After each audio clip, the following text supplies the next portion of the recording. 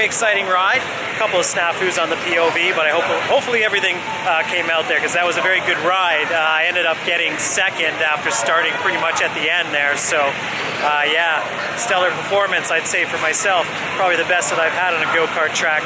They're gas powered. They have a governor on them, so you can't really get too much speed on this track, but it's exciting. I definitely enjoy it. It's the second time I've done it in 3 years, and I would do it again. So if you want a multi-ride pass for this, I would definitely suggest it if you're into go-karts, because it's actually very good. Gas can get a bit nauseous on it, but other than that, excellent ride. You do want those gas-powered go-karts, despite you know, the environmental concerns around it, but at the end of the day, they are the best out there. This is also not the fastest go-karts in the region. That is just down the street at Lundy's Lane. Check out my vlog from Niagara Go-Karts to experience what that's all about, which is probably one of the best go-kart tracks in the world, I would even say.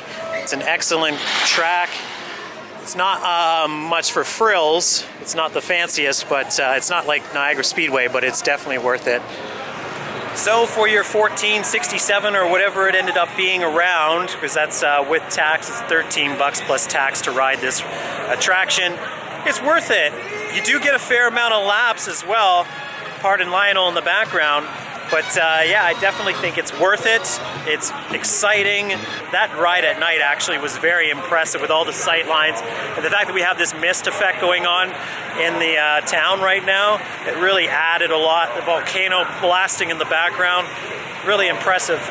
Find me a go-karts out there that really has that kind of like accidental atmospherics going around it. I'm not sure you'll be able to find it.